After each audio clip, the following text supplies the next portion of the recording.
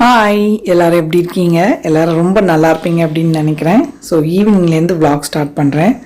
டின்னருக்கு வந்து இன்றைக்கி பார்த்திங்கன்னா ஓட்ஸ் இட்லி தான் செய்யலான்னு மிக்ஸி ஜாரில் 1 கப் அளவுக்கு ஓட்ஸ் சேர்த்துக்கிறேன். ரொம்ப ஈஸியான ரெசிபி, ஹெல்த்தியானதுமே கூட. சட்டுன்னும் செஞ்சிடலாம், நம்ம மாவெல்லாம் இல்லாத அன்னைக்கு ஈஸியாக செஞ்சிடலாம்.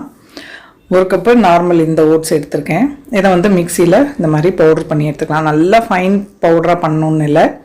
ஸோ இப்போ ஒரு கடாய் சூடு பண்ணிவிட்டு அதில் 1 டேபிள் ஸ்பூன் எண்ணெய் சேர்த்துக்கிறேன். இதில் கடுகு, உளுத்தம்பருப்பு, கடலைப்பருப்பு தாளிச்சிக்கலாம். உங்களுக்கு முந்திரி பருப்பு வேணும்னாலும் இந்த ஸ்டேஜ்லேயே கூட நீங்கள் தாளிச்சிக்கலாம். இது நல்லா பொரிஞ்சு வரட்டும். நல்லா சாஃப்டாக சூப்பராக இருக்கும் இந்த இட்லி. ஒரு கொத்து கருவேப்பிலை சேர்த்துக்கிறேன். கொஞ்சமாக பெருங்காயமும், கூடவே ஒரு பச்சை மிளகா, கொஞ்சமாக இஞ்சி, இது ரெண்டையும் பொடியாக கட் பண்ணி சேர்த்துருக்கேன். இது நல்லா ரோஸ்ட் ஆகட்டும்.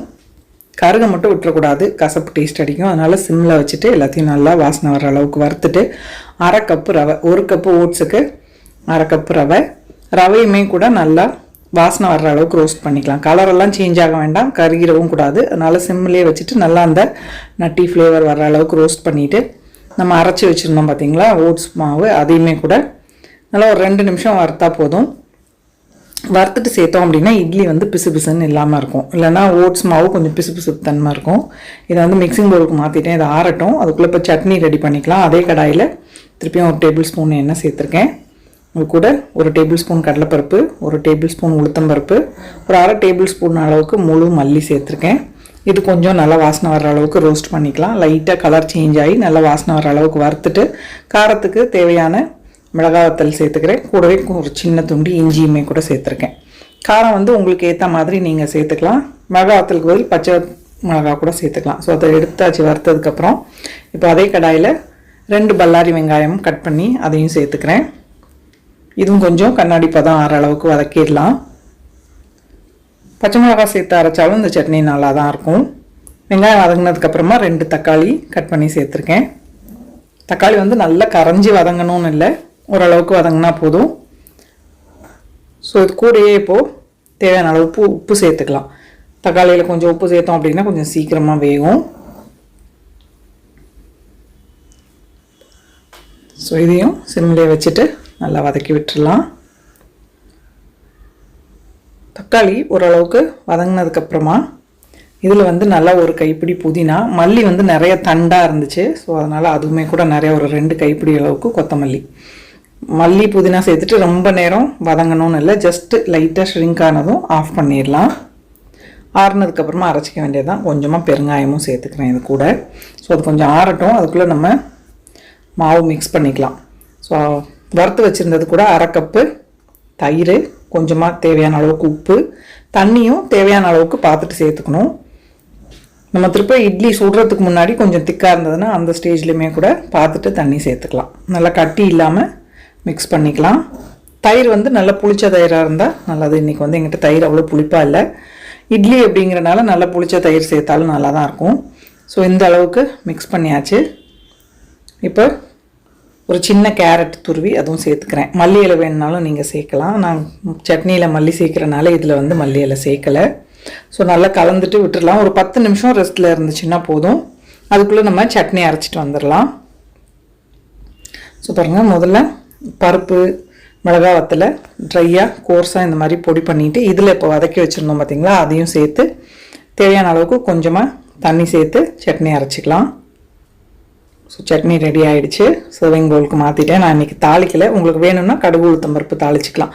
இந்த வேலையெல்லாம் முடிச்சுட்டு போய் குளிச்சுட்டு வந்துட்டு இப்போ தான் இட்லி ஊற்ற போகிறேன். கிட்டத்தட்ட 7 மணிக்கு முன்னாடியே எங்கள் வீட்டில் டின்னர் முக்கால்வாசி சாப்பிட்ருவோம். ஒரு 5:30 மணிக்கு மேலே ஸ்டார்ட் பண்ணேன். இப்போ வந்து இந்த பக்கம் தண்ணி வச்சுருக்கேன். இட்லி தட்டில் எண்ணெய் அப்ளை பண்ணிவிட்டு முந்திரி பருப்பு ஒன்று வச்சுட்டு நம்ம மாவு ஊற்றிட வேண்டியது தான். ஃப்ரை பண்ணி வேணும்னாலும் நீங்கள் முந்திரி பருப்பு வச்சுக்கலாம். நான் வந்து சும்மா அப்படியே தான் வைக்க போகிறேன், பார்க்குறதுக்கு நல்லாயிருக்கும் அதனால். ஸோ மாவு வந்து நல்லா ரவை பார்த்திங்களா தண்ணி இழுத்துட்டு திக்காக இருக்கும். இப்போ கொஞ்சமாக தண்ணி இட்லி மாவு பதத்துக்கு சேர்த்து மிக்ஸ் பண்ணிக்கலாம் தேவையான அளவுக்கு. நார்மல் ஈனோ எடுத்திருக்கேன். இது வந்து 1 டீஸ்பூன். முதல்ல சேர்க்கக்கூடாது. நம்ம இட்லி தட்டில் ஊற்ற போகிறதுக்கு முன்னாடி ஜஸ்ட்டு சேர்த்துட்டு கலந்துட்டு இட்லி ஊற்றிட வேண்டியது தான். நல்லா சாஃப்டாக சூப்பராக வரும். ஈனோ இல்லைன்னா நீங்கள் 1 டீஸ்பூன் சோடா உப்பு கூட சேர்த்துக்கலாம். பாருங்கள், முந்திரி பருப்பு இந்த மாதிரி எண்ணெய் தடவின தட்டில் ஒரு முந்திரி பருப்பு வச்சுருக்கேன், பாதி பாதியாக உடைச்சி. இப்போ இதில் இட்லி ஊற்றிடலாம். நல்லா ஒரு 7-8 நிமிஷம் ஸ்டீம் பண்ணால் போதும், டக்குன்னு நமக்கு இட்லி ரெடி ஆகிடும். இது கூட காம்பினேஷன் பார்த்திங்கன்னா தேங்காய் சட்னி தான் நல்லாயிருக்கும். நான் ஏற்கனவே இன்றைக்கி இட்லிக்கு மாவு அரைச்சேன். ஸோ நாளைக்கு காலையில் ப்ளெயின் இட்லி பண்ண போகிறேன். அதனால் சட்னி இப்போயே கூட கொஞ்சம் அரைச்சி வச்சிடலான்ட்டு இந்த சட்னி அரைச்சிருக்கேன். இதை விட தேங்காய் சட்னி வந்து சூப்பராக இருக்கும் ஓட்ஸ். இதுக்கு இந்த சட்னி நல்லாயிருக்கும், பட் ஓட்ஸ் இட்லி கூட காம்பினேஷன் அந்த அளவுக்கு செட் ஆகலை. அதனால் தேங்காய் சட்னி அரைச்சிக்கோங்க நீங்கள் ஓட்ஸ் இட்லி பண்ணிங்க அப்படின்னா. ஸோ தண்ணி நல்லா கொதிச்சிருச்சு, வச்சுட்டு ஒரு 7-8 நிமிஷம் ஸ்டீம் பண்ணிடலாம். ஸோ சாப்பிட்டுட்டு கீழே வாக்கிங் போகணும். தலை குளிச்சுட்டு வந்திருந்தேன்னா சரி இட்லி ஊற்றுறப்ப தலை விரித்து போட வேண்டாம் அப்படின்ட்டு அப்படியே டவலோடையே நின்று இட்லி ஊற்றிட்டேன். இப்போ போய் தலை துவட்டிட்டு ஹாலில் லைட்டெல்லாம் போட்டுட்டு வர்றதுக்குள்ளே நமக்கு இங்கே இட்லியுமே கூட ரெடி ஆகிடும். ஸோ இட்லி பார்த்தேன் நல்லா வெந்துருச்சு, எடுத்துடலாம்.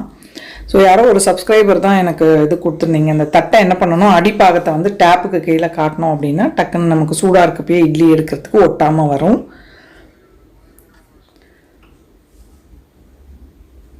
ஸோ தண்ணியில் காட்டி எடுத்துகிட்டு வந்துட்டேன். இப்போ இட்லி எடுத்துடலாம். சிட்டு பாருங்கள் இங்கே உட்காந்துருக்கானுங்க. ஸோ எனக்கு பசிக்கலை, ஜஸ்ட்டு டேஸ்ட் மட்டும் பார்த்துட்டு வாக்கிங் போயிட்டு வந்து தான் சாப்பிட போகிறேன். ஹஸ்பண்ட்க்கு எப்பயுமே 6:30-7க்குள்ளே டின்னர் முடிச்சிருவார். ஸோ அவருக்கு தான் முதல்ல போட்டு கொடுத்துட போகிறேன். இட்லி பாருங்கள் எவ்வளோ சாஃப்டாக வந்திருக்குன்னு, நல்லா டெக்ஸ்சர் சூப்பராக இருக்கும். ஸோ ஒன்று மட்டும் டேஸ்ட் பண்ணிவிட்டு என் ஃப்ரெண்டு ஊருக்கு போயிட்டு வந்திருக்காங்க, அவங்க இன்றைக்கி கீழே வரேன்னு இருக்காங்க, அவங்கள மீட் பண்ணுறதுக்கு நான் போகிறேன். ஸோ சூப்பராக வந்திருக்கு இட்லி. நான் சொன்ன மாதிரி இதுக்கு தேங்காய் சட்னி வச்சு சர்வ் பண்ணுங்கள், சூப்பராக இருக்கும். இல்லைனா இட்லி பொடி கூட நல்லாயிருக்கு. ஸோ கொஞ்ச நேரம் ஃபேன் காற்றுல உட்காரலான்னு வந்து உட்காந்த உடனே இவன் மடியில் ஏறி படுத்துட்டான். இவனை பார்த்துட்டு டெட்டுக்கு போகாமல் அந்த பக்கம் பார்த்துட்டு இருந்தான். வாடான்னா வரல.